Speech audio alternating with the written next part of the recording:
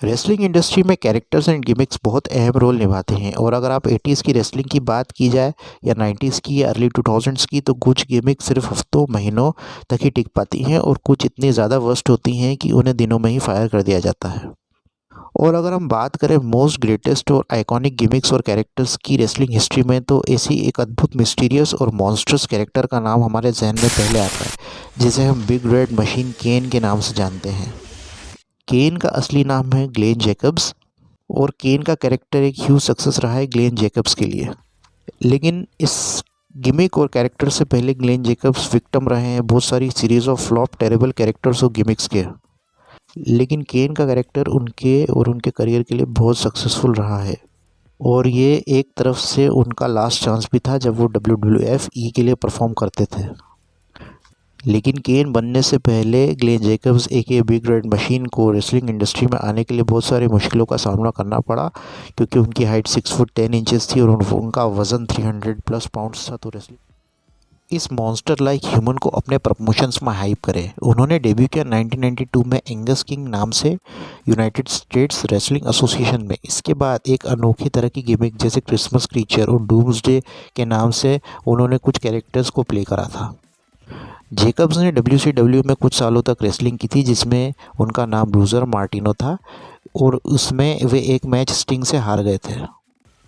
और एक बार 1995 में जिम कॉर्नेट की नज़र जैकब्स पर पड़ी क्योंकि WCW क्विट करने के बाद Jacobs smoky mountains wrestling territory में रेसलिंग करने लगे जहां पर उनका नाम एना बॉम्ब था जो कि एक टेररिस्ट पर बेस्ड था। कॉर्नेट ने जैकब्स को हायर किया WWF के लिए और उस समय विंस मैकमैन को जैकब्स के बारे में बताया जो उस समय जैकब्स को एक इविल डेंटिस्ट की गिमिक में WWF में लॉन्च करने वाले थे। जैकब्स काफ़ी एक्साइटेड थे कि फाइनली उन्हें WWF जैसी बड़ी रेसलिंग कंपनी में परफॉर्म करने का चांस मिल रहा है। पर उनकी एक्साइटमेंट कुछ समय की ही थी। जो उनका कैरेक्टर एक इविल डेंटिस्ट का था उनका WWF में उस समय ऐसा प्लान किया गया था। उनका डेब्यू की 1995 में ब्रेट हार्ट कंपनी के टॉप स्टार्स में से थे और उनका feud Jerry the King Lawler के साथ उस समय चल रहा था। और ब्रेट हार्ट और जेरी द किंग लॉयर का किस माय फुट मैच हुआ। उस मैच के दौरान ब्रेट हार्ट का फुट उन्हें जेरी के मुंह में घुसाया था और जेरी को डेंटल वर्क की ज़रूरत होगी इस इंसिडेंट के बाद। तो इस तरह एक evil dentist doctor Isaac Yankem DDS का कैरेक्टर इंट्रोड्यूस हुआ WWF में जो जेरी लॉवर का एक प्राइवेट डेंटिस्ट होता है जिसका मैच होगा ब्रेट हार्ट के साथ।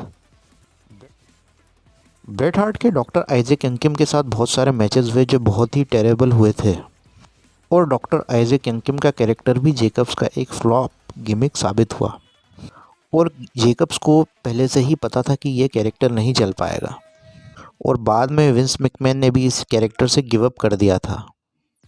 पर अनफॉर्चुनेटली मैकमैन का जैकब्स के लिए अगला प्लान शायद डॉक्टर आइजैक यंकिम DDS की गिमिक से भी ज़्यादा वर्स्ट। मिड 1996 के दौरान रेजर रेमॉन और Diesel Scott Hall Kevin Nash ने WWF को छोड़ के WCW को ज्वाइन कर लिया था और उस समय WWF के दो बहुत बड़े सुपरस्टार जो जंप शिफ्ट कर गए WCW में। लेकिन उनके जो कैरेक्टर्स थे रेजर रेमॉन और डीजल वो WWF ने ओन कर रखे थे। तो जैकब्स को उन्होंने केविन नैश का कैरेक्टर दिया था फेक डीजल के नाम से। मिड 1990s का समय WCW का एक ड्रीम रन था क्योंकि WCW उस समय रेटिंग्स में WWF से आगे चल रहा था। WWF की स्टोरी लाइन्स काफ़ी फीकी दिखाई पड़ रही है तो लगा कि विंस मैकमैन का दिमाग ख़राब हो गया है और वो कंपनी के लिए अच्छे और किफ़ायती रेसलर्स को प्रोड्यूस ही नहीं कर पा रहे हैं। लेकिन जैकब्स को लगा कि फेक डीजल का गिमिक एक मिस स्टेप था उनके करियर में। और एक इंटरव्यू में जैकब्स ने कहा था कि केन बनने से पहले उन्हें बहुत सारी अपॉर्चुनिटीज़ मिली थी WWF में पर डॉक्टर आइजैक यंकिम और फेक डीजल के कैरेक्टर्स जो उन्हें प्ले करने को मिले थे उसमें उन्हें कुछ ज़्यादा करने को नहीं था। और फेक डीजल का कैरेक्टर तो इतना ज़्यादा बुरा था जो बिल्कुल ही काम नहीं करा। इसके बाद जेकब्स का कैरेक्टर जो WWF में इंट्रोड्यूस होने वाला था, उसने काया पलट कर दी पूरे WWF के इतिहास की। 1997 के मिड में WWF ने क्रिएट किया था एटीट्यूड एरा को, और उस समय अंडरटेकर का कैरेक्टर WWF में एक डोमिनेटिंग फोर्स रहा था।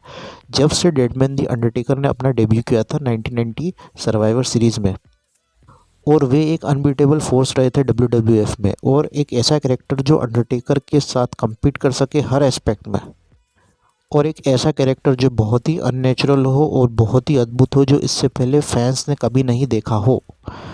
ब्रूस प्रिचर्ड जो WWF में क्रिएटिव थे, उन्होंने एक ऐसी स्टोरी लाइन बिल्ड की क्या हो कि अंडरटेकर का एक भाई हो। अंडरटेकर के लॉन्ग टाइम से बने रहे मैनेजर पॉल बेरर 1996 में हुए मैनकाइंड वर्सेस अंडरटेकर फ्यूड में वे मैनकाइंड की साइड हो गए थे, और इसके बाद WWF ने बहुत स्मार्टली इस स्टोरी लाइन को आगे बढ़ाया एपिसोडिकली और स्लोली, जिससे फैंस का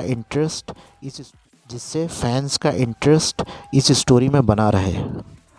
और इस मिस्टीरियस डार्क ट्रूथ जो अंडरटेकर के पास से जुड़ा हुआ हो, आखिर ऐसा क्या हुआ था कि अंडरटेकर और उनके भाई के साथ। इस कहानी की शुरुआत ऐसे होती है कि बहुत सालों पहले अंडरटेकर के पेरेंट्स एक फ्यूनरल होम चलाते हैं, और पॉल बेरर वहाँ उस बिज़नेस में उनके साथ एक पार्टनरशिप में टाई अप होते हैं। अंडरटेकर का एक छोटा भाई भी था, और एक दिन रात में वे दोनों मैचस्टिक से खेल रहे थे, और खेल खेल में उनके घर में आग लग जाती है, और आग इतनी ज़्यादा बढ़ जाती है कि जिसमें जलकर उनके माँ बाप की मृत्यु हो जाती है, और उनके भाई भी जलकर मर जाता है। फिर इसके बाद पॉल बेरर शॉकिंगली रिवील करते हैं कि उनका अफेयर उनकी माँ के साथ था, और एक्चुअल में केन उनके बेटे हैं।